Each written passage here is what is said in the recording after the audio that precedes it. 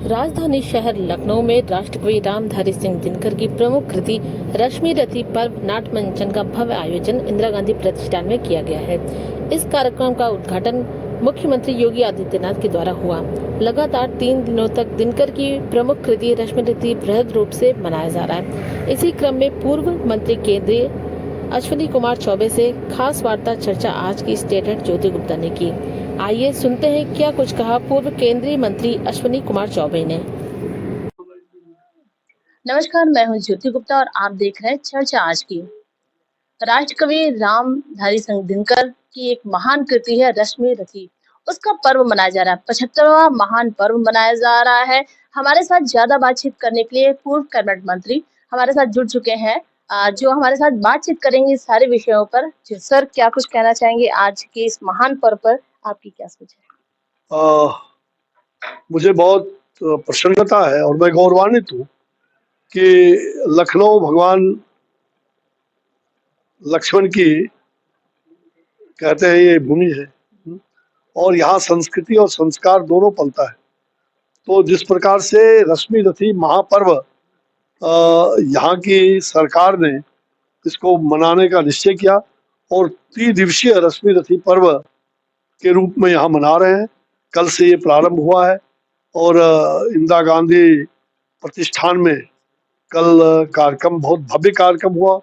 आज भी भव्य हो रहा है और कल भी दिव्य होगा। तो मुझे लगता है कि जहाँ जो हीरक जयंती 75वां वर्ष और राष्ट्रकवि रामधारी सिंह दिनकर का यह जो 52वां उनकी पुण्यतिथि मनाई जा रही है, ये पुण्यतिथि पहली बार उत्तर प्रदेश सरकार ने जिस प्रकार से कहा जाए उनकी संस्कृति विभाग को यहाँ के मुख्यमंत्री योगी आदित्यनाथ जी, आदरणीय योगी जी ने जिस प्रकार से सहयोग किया है, स्वयं 3 घंटे कार्यक्रम में रह करके विलक्षण है। मैंने बहुत सारे कार्यक्रम देखा है, बहुत सारे राजनेताओं को पिछले 60 वर्षों से मैं देख रहा हूँ। जिस प्रकार से योगी जैसे लोग, योगी आदित्यनाथ जी एक साधक है और उन्होंने जिस प्रकार से 3 घंटा हमें देख रहा था लगातार, उनकी भावना जिस प्रकार से कर्ण को और कुंती के उस संवाद को देख करके उनको भाव विवल हो उठे। कल का संदेश पूरे देश के लिए वो संदेश है कि हम आज के दिन में उसी कर्ण को हम प्रेरणा का केंद्र मानते हैं, उस कुंती को हम लोग माता के रूप में मानते हैं। तो आज मातृशक्ति का क्षय ना हो और तेजस्वी और ओजस्वी का उसका प्रलय ना हो। तो जिस प्रकार से तेज कर्ण के अंदर था, हमें कर्ण चाहिए, हमें वैसा कर्ण चाहिए। देश के लिए एक बहुत बड़ी चुनौती है। तो यह कार्यक्रम आज स्वामी विवेकानंद का होगा। नाट्य मंचन मुजीब साहब के निर्देशन में पूरे देश भर के बड़े बड़े कलाकारों के द्वारा ये कार्यक्रम हो रहा है और आज वो कार्यक्रम विवेकानंद जी की का नाट्य मंचन होगा। कल हिमाचल की जो नृत्यांगना है उनके द्वारा अटल जी को स्वरांजलि भेंट होगा।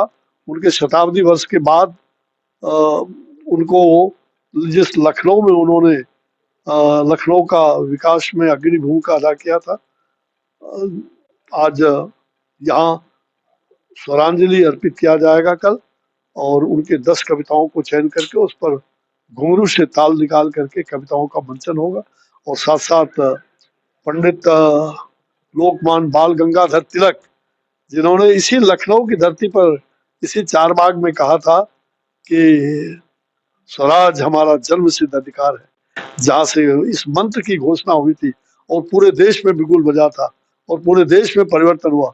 ऐसे बाल गंगाधर तिलक जी का भी यहाँ नाट्य मंचन होगा।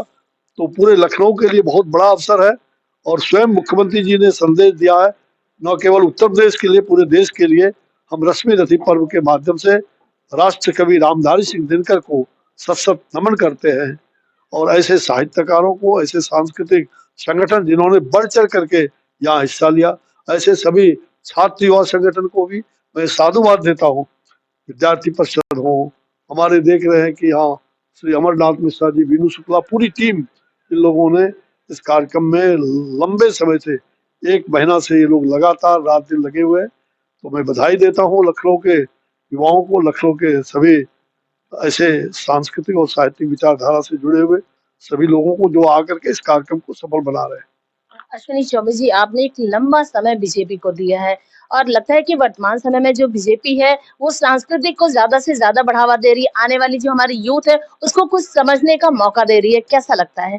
निश्चित रूप से भारतीय जनता पार्टी विचारधारा की पार्टी है। भारतीय जनता पार्टी सनातन संस्कार के का संरक्षण ये हमारा पहला कर्तव्य है। हम आध्यात्मिक और सांस्कृतिक और सामाजिक समरसता को ध्यान में रखते हुए समाज को जागृत करना, सांस्कृतिक चेतना को आगे बढ़ाना, ये हमारा पहला कर्तव्य है।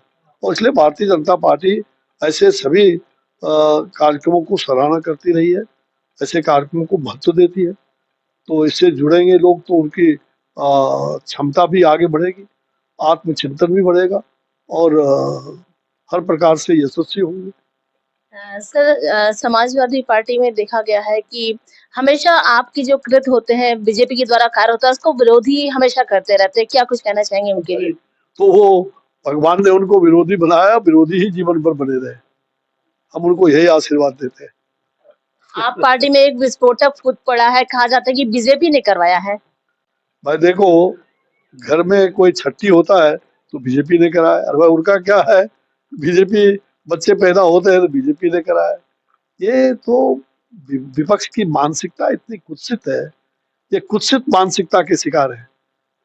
ऐसे गलत मुद्दों को लेकर के जनता को गुमराह करने वाले लोग हैं, चाहे ये अखिलेश जी हो, चाहे ये राहुल बाबा, ये दोनों बड़का पप्पू और छोटका पप्पू, ये खानदानवाद चलाने वाले, इनको लोकतंत्र से क्या मतलब? इनको जो परिवारवाद, खानदानवाद चलाते हैं, जो अपराध और भ्रष्टाचार को, दुराचार को बराबर आगे बढ़ाने का काम किया है। इसी उत्तर प्रदेश में मैं देखता था, बिहार के अंदर जैसे लठ की सरकार चलती थी, उसी प्रकार उत्तर प्रदेश में यहाँ लाठियों की सरकार चलती थी, लोकतंत्र की नहीं। अब आज लोकतंत्र की सरकार चल रही है, अपराधियों को जेल भेजे जा रहे हैं। अब आज बुलडोजर चल रहा है तो हाय तौबा कर रहे हैं ये लोग। ऐसे गंदे लोगों को संरक्षण देने वाले को ये उत्तर प्रदेश बड़ा सांस्कृतिक और आध्यात्मिक केंद्र रहा है। अयोध्या का संदेश पूरे देश में गया। ये भगवान राम की कहा जाए कि ये जन्मस्थल ही रही है अयोध्या। तो यहाँ से पूरे देश में, पूरी दुनिया में लोकतंत्र का संदेश, राम राज्य की कल्पना, जा सुराज प्रभु प्रजा दुखारी, सो नृप होई नरक अधिकारी। जिस राज में प्रजा दुखी हो उस राज में राज करने का अधिकार नहीं होता राजा का। इसलिए यह लोकतांत्रिक मूल्यों का संरक्षण करना ये हमारा पहला कर्तव्य है। और वो भारतीय जनता पार्टी की सरकार, योगी आदित्यनाथ जी, आदरणीय योगी जी कर रहे हैं।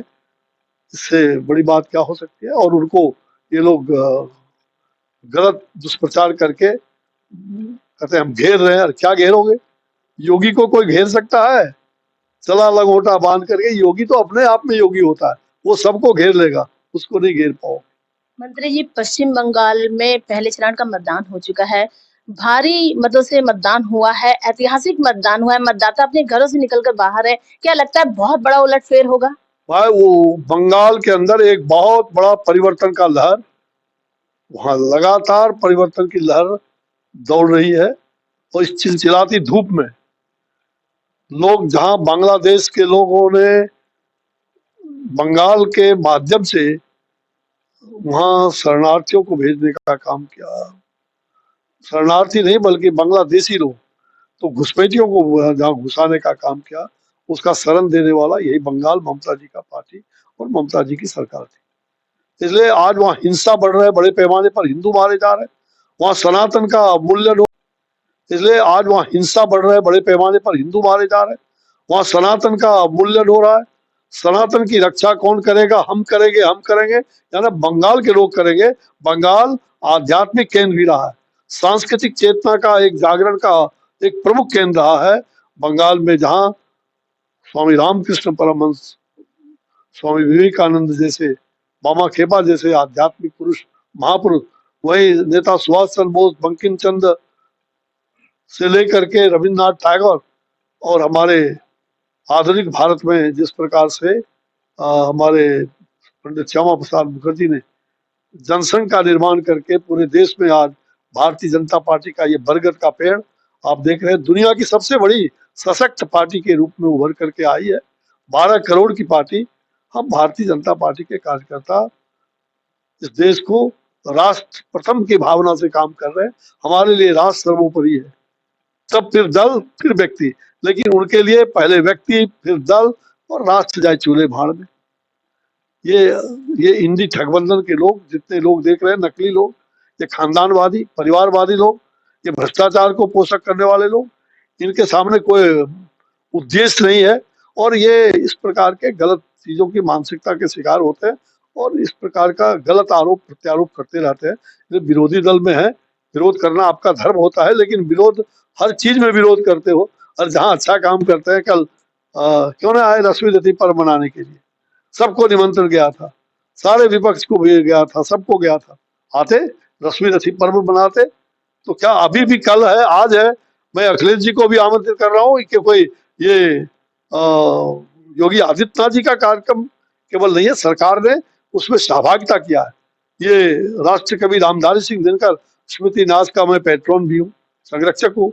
मैं आपको खुले आमंत्रण दे रहा हूँ कि राहुल बाबा हो या अखिलेश जी हो, आओ। दिनकर जी राष्ट्र कवि है, यहाँ कोई भाव नहीं है। और कल के कार्यक्रम में, आज के कार्यक्रम में भाग लो, आपका भी एक संदेश जाएगा, अच्छा संदेश जाएगा। हमें देश चलाना है, उत्तर प्रदेश चलाना है, तो सबका साथ चाहिए, सबका सहयोग चाहिए। हमारे साथ बातचीत करने के लिए शुक्रिया। तो ये थे पूर्व केंद्रीय मंत्री अश्विनी चौबे जी, जिन्होंने हमारे साथ बातचीत करने के लिए उन्होंने इस विषय को चुना कि राष्ट्रकवि रामधारी सिंह दिनकर की जो रश्मिरथी पर्व है उसको मनाया जा रहा है, महान कृति है। पूरे देश को, पूरे राष्ट्र को इनसे कुछ सीखना चाहिए और इस प्रति पर लोगों ने अपनी अपनी विचारधारा की। अभी हमारे साथ अश्विनी जी ने भी अपनी विचारधारा साझा किया। तो इसी तरह की सूचनाओं को देखने के लिए आप हमारे साथ जुड़े रहिए, देखते रहिए चर्चा आज की।